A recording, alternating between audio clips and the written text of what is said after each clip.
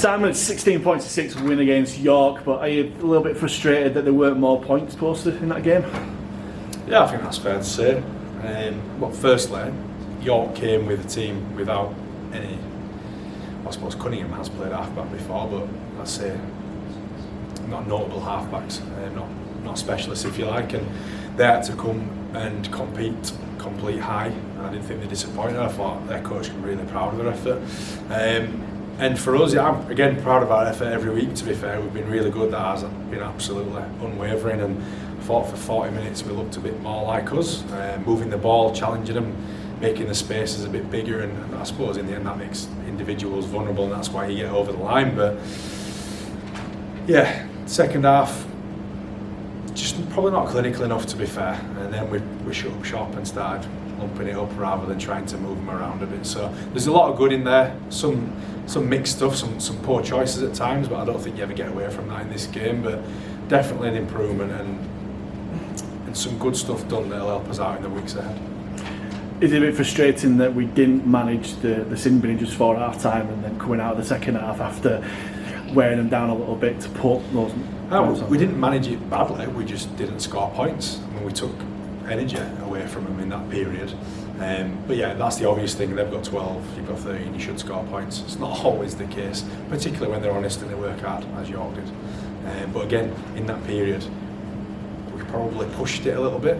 Sometimes you don't have to score on the last blade of grass in the corner. You can just keep it a little bit tighter and just keep putting them under pump, and we probably pushed a couple. But that's probably a byproduct of me telling them, look, I want us to play, I want us to challenge the opposition rather than just do what we have been doing, which has been pretty conservative, to be honest, in the fear of making errors.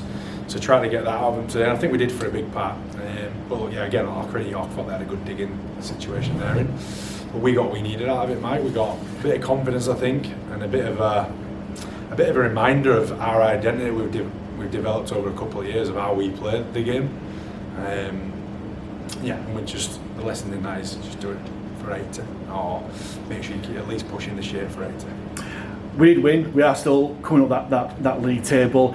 Is it one of those games today where it's good that we've got the win? We won't necessarily remember performances like today at the back end of the season. Oh, I don't think it's probably not a memorable game for anyone. 16-6. It was a bit flat pre-game as well. Didn't really feel great, to be fair. But beating York, regardless of personnel, is a good win. They're a good club, good team, and that win will probably come in handy. If we'd lost it, it would have been end of the world and everyone's getting sacked and gone.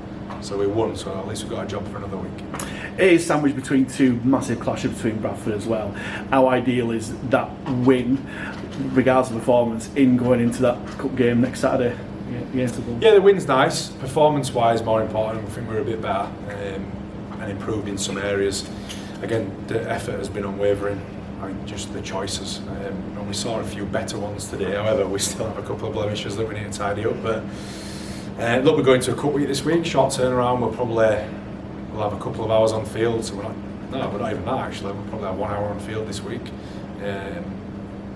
Yeah, so it's a mental challenge this week. Motivation not an issue. Everyone's still stinging, just generally, not just about losing to Bradford, but generally just stinging around our performances. We're not exactly where we want to be. It's not for the lack of effort, just maybe you call it not being clinical, or some poor choices in and around it, which might take all year to get right, who knows. We just have to keep plugging away and be persistent with what we can control, and that is preparing best we can for the Bulls this week, looking after the bodies, and fire into it. It's knockout competition and such a great opportunity as well. We've got our fortunate as a player to play a couple of finals. We've got some blokes in this team that are not too far off me in age who've not got close to finals, and you know, if we can get Bradford beat this time, you've got a strong chance of playing. One more game, is it? One more game away from playing at Wembley, so a really good opportunity, I think, and really one we really make the most of. On the positive performances, Ryan Lannon was outstanding today. How good is it to see him kind of hit the ground running after playing such a little rugby in the? Yeah, it was really good, solid thing. Probably played him too long, to be honest. You're right, he hadn't played a lot. That's why I'd like to manage him a little bit better. But with what he was producing and the way we were just sort of wobbling a little bit, it made more sense to keep him out there. Got some minutes in the back row, which is probably might not be a full-time destination for him, but the ability to play both is great for us. yeah, he was definitely solid, got through a lot of work, and I think when it dries up we gain a little bit more confidence. I think we'll see a little bit more out of him in terms of offloading the ball and some second phase stuff, and also that just comes down to a bit of getting to know each other as well. Few changes both pre-game and James Stonewall Matt not playing, but also in the game with Woodburn Hall and G coming off injured. What updates have you got for those guys? So Salty pulled a groin last week.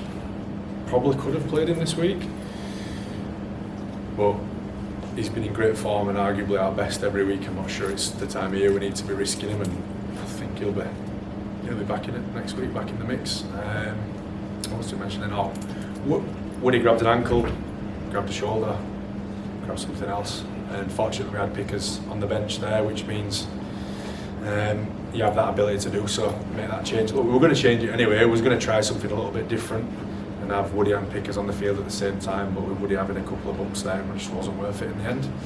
What else did we have? Matt G. I think it's his finger that he's just been nursing all year. You've seen, probably you would have noticed it, heavy strapping on his hand that he's had there for a while. One of them injuries that are just going to persistently hang around for a while. We've just got to keep managing it until it gets better.